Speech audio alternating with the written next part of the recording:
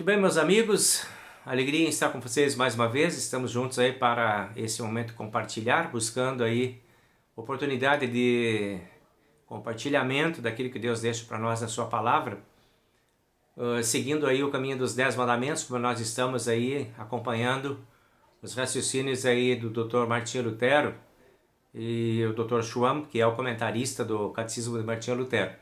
Então hoje nós seguimos aí com o 9º e o 10º mandamento, né? Hoje pegamos 2 mandamentos porque eles são muito parecidos e tratam basicamente do mesmo assunto. Então antes da gente começar, a gente vai buscar Deus aí no momento de oração, tá bem? Vamos juntos?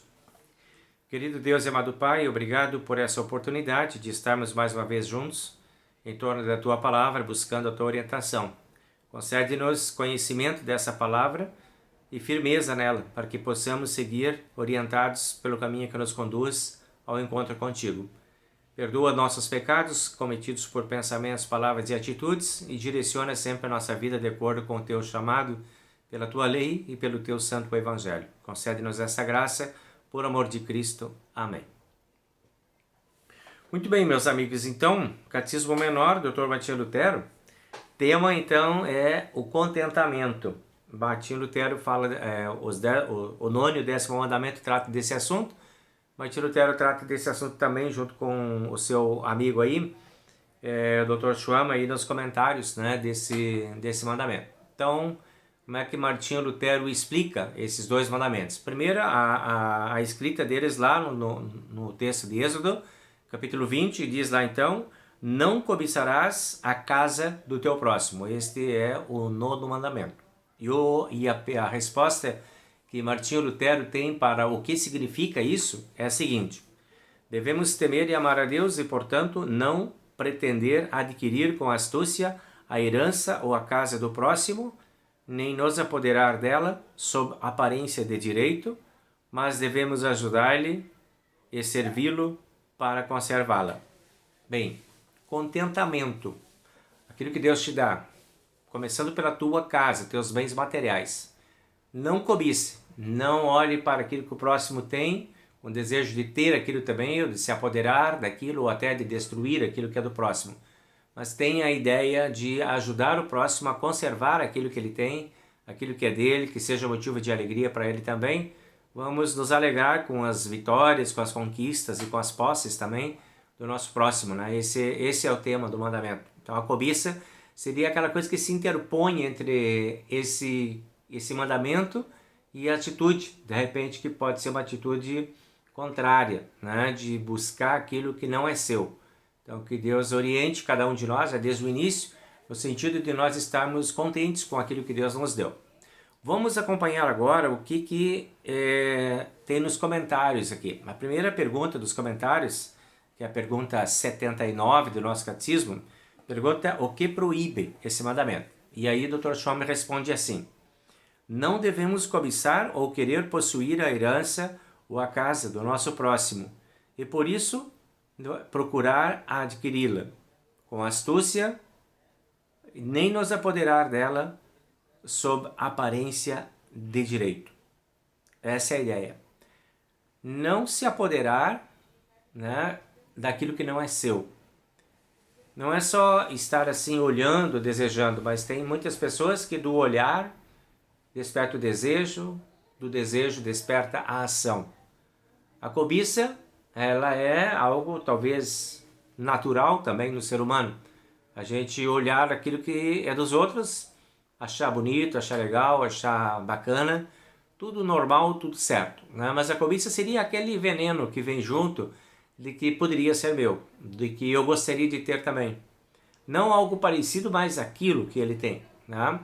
Ter algo parecido, desejo de copiar de repente uma ideia ou comprar algo parecido, creio que não há problema nesse sentido, né? De eu querer ter porque é parecido, porque eu acho bonito, porque eu acho bacana, porque eu acho legal, e fazer alguma coisa igual. Não vejo que não creio que esse seja o problema maior. Mas aqui está especificamente dizendo a cobiça como uma atitude que leva a pessoa a atitudes que possam trazer prejuízo para a vida do outro. E esse é o problema, né? Então, aqui diz assim, ó: em Isaías capítulo 5, versículo 8.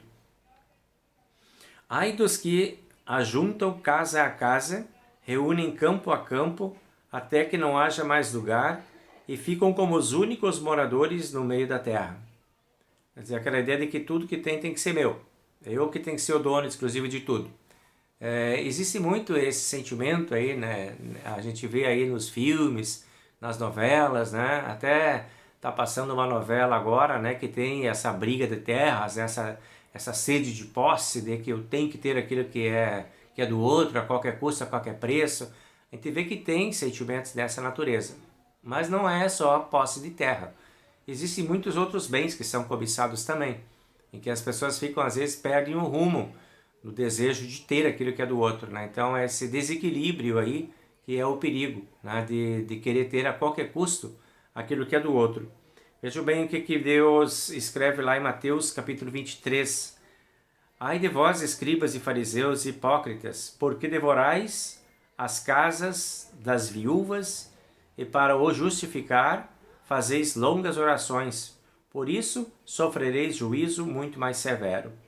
Aqui Jesus está falando especialmente com os escribas e fariseus que tinham essa atitude, né, de busca de grandes posses, grandes poderes, e se escondiam atrás de longas orações. Então, uma vida camuflada. Né? Dentro da igreja era uma coisa e fora da igreja era outra. E essa dissociação que é perigosa, né? Das pessoas terem assim uma aparência de que está tudo certo, mas lá dentro de si alimentam aqueles desejos violentos até de terem aquilo que é do outro a qualquer custo. Né? Então é importante que a gente tenha como consciência de que o próximo tem direito, de que as pessoas têm direito de ter os seus bens, as suas propriedades, e que ninguém tem o direito de arrancar aquilo que é do outro. Um exemplo clássico disso na história bíblica nós encontramos lá no livro de Reis, né? 1 Reis capítulo 21, versículo 1 a 16. Você pode ler essa história lá e aí você vai ver que lá tem uma situação entre Acabe e Nabote, né? Uma situação que leva a um ato de violência para tirar do outro aquilo que é dele. Né? Então, sobre essas coisas que o nono mandamento trata, né? De a gente ter esse controle de que o próximo tem direito de ter os seus bens sem ser importunado por nós que, porventura, desejamos ter aquilo ou parecido com aquele tem. Então diz aqui na pergunta 80, o que nos ordena o Senhor no nono mandamento? Devemos ajudar o próximo e servi-lo para conservar a sua herança ou a sua casa.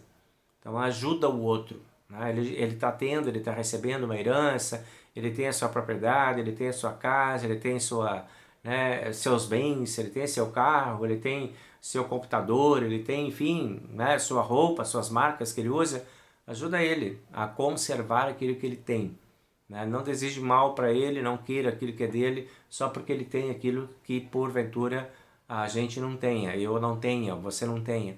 Então a ideia de que a gente tenha esse olhar de contentamento com o que Deus nos dá e de alegria pelo que o próximo tem, que bom que ele tem.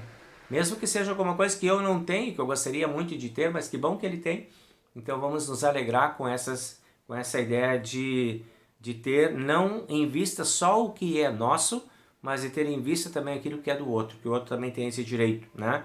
Como diz o Paulo aqui em Filipenses, ó, não tenha cada um em vista o que é propriamente seu, senão também aquilo, cada qual o que é dos outros. A gente ter essa ideia de buscar o que é do outro também, ajudar a pessoa a conquistar. Comprou um carro novo, que legal, que bacana, né?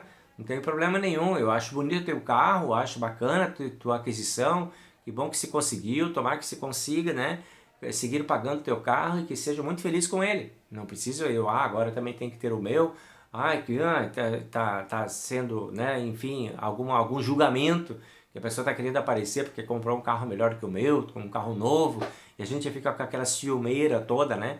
E isso é uma cobiça também. Então é sobre isso que estamos falando aí. Controle, né, sobre o que é seu, contentamento com aquilo que é seu, satisfação com aquilo que Deus te dá, gratidão a Deus pelas bênçãos que Ele está te dando, e aí sigamos nesse caminho. Né? Tira o olho daquilo que é do próximo e agradece aquilo que você tem.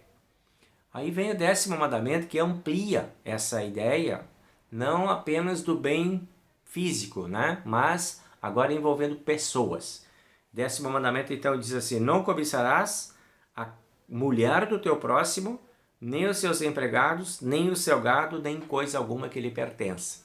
Então sai do campo físico, das coisas concretas, e vai para o campo relacional, as pessoas. Né, a esposa do próximo, a mulher do próximo é bonita, é legal, né, bacana, os filhos dele também, né, tem bons empregados, tem um grupo bom de gente que trabalha para ele, tem muitas coisas bonitas lá na casa dele, né, tem pessoas que se dedicam, tem bons amigos, e a gente fica às vezes meio balançado quando a gente vê isso tudo, né, na casa de uma pessoa que a gente conhece. Então, 5º mandamento, aliás, 10º mandamento prevê que o próximo tem direito, resguarda ao próximo o direito de ele ter, sim, uma boa esposa, uma esposa bonita, uns filhos bonitos, uma família legal, né, e ter tudo o que ele pode ter, o que ele merece ter, né, e a gente fica feliz com ele. A gente não fica desapontado porque o meu não é igual ao dele, porque não é parecido, porque o dele é mais atraente, mais bonito do que o meu, né? E aí, aqui especifica, né, não cobiçarás a mulher do teu próximo, mas o contrário também é verdadeiro. Poderíamos dizer, não cobice o marido do teu próximo também. Não é só a mulher que é fruto, é alvo da cobiça, mas o homem também é alvo da cobiça, né, das mulheres. Então, a ideia é de que ambos possam ter esse cuidado de preservação, de autopreservação e de preservação daquilo que é dos outros, né? Então, o que significa isso? Martim Lutero responde: devemos temer e amar a Deus e, portanto, não apartar, desviar ou aliciar a mulher do próximo, os seus empregados ou seu gado, mas devemos aconselhá-los para que fiquem e cumpram o seu dever. A gente sabe que existem muitas situações que envolvem aí conflitos, né, entre as pessoas. Marido e mulher, filhos, pais, empregados, que não estão contentes, e um fala mal do outro e se queixa e traz as suas reclamações, e a gente recebe, a gente acolhe, a gente ouve, não tome partido. Esse é o conselho do 10º mandamento. Tá?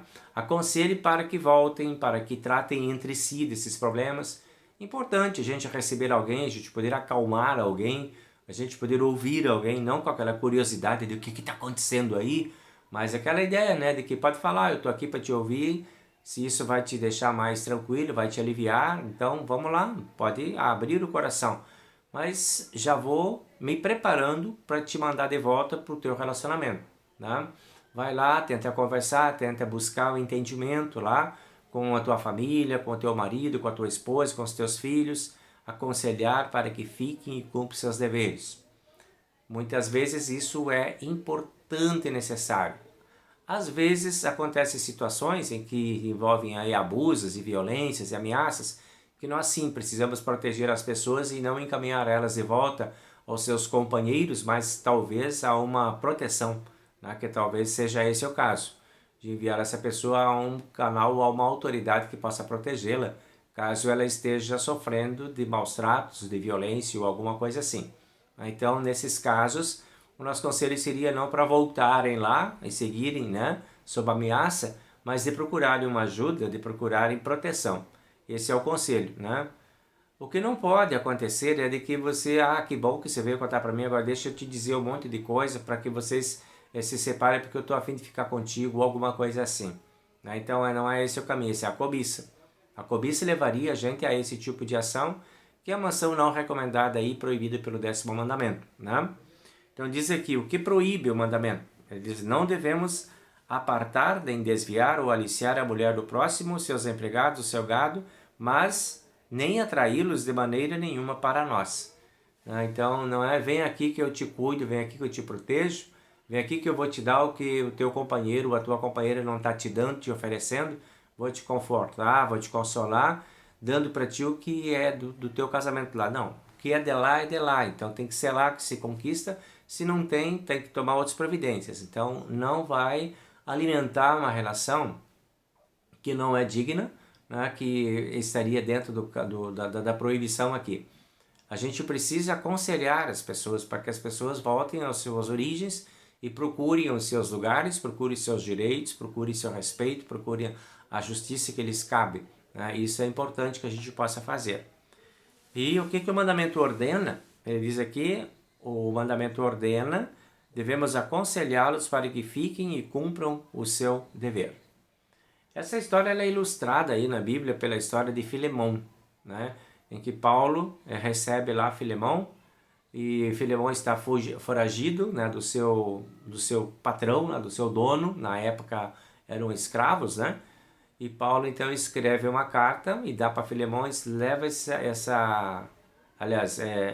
manda uma carta para Filemão, porque Onésimo, né, que é o empregado que está foragido, e ele vem para Paulo se refugiar em Paulo. E Paulo diz: não, você é de Filemão, então eu vou escrever uma carta, você vai levar a carta e vai lá, vai resolver teu problema com o teu patrão.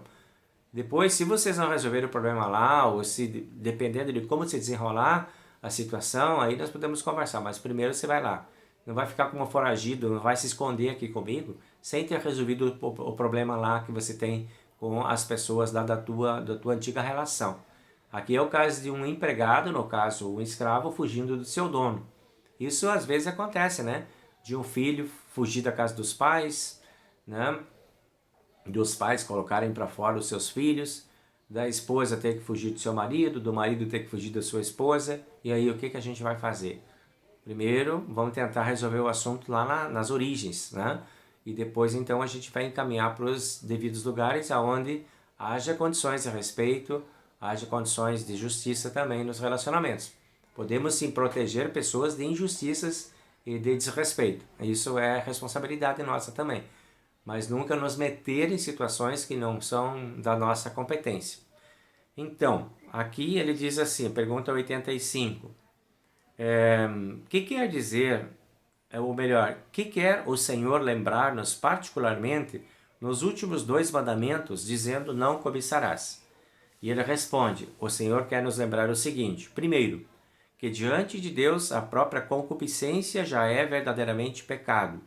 Segundo, que devemos ter nenhum mau desejo em nosso coração, mas somente santa vontade e amor para com Deus e para com tudo o que é bom. E essas são as recomendações.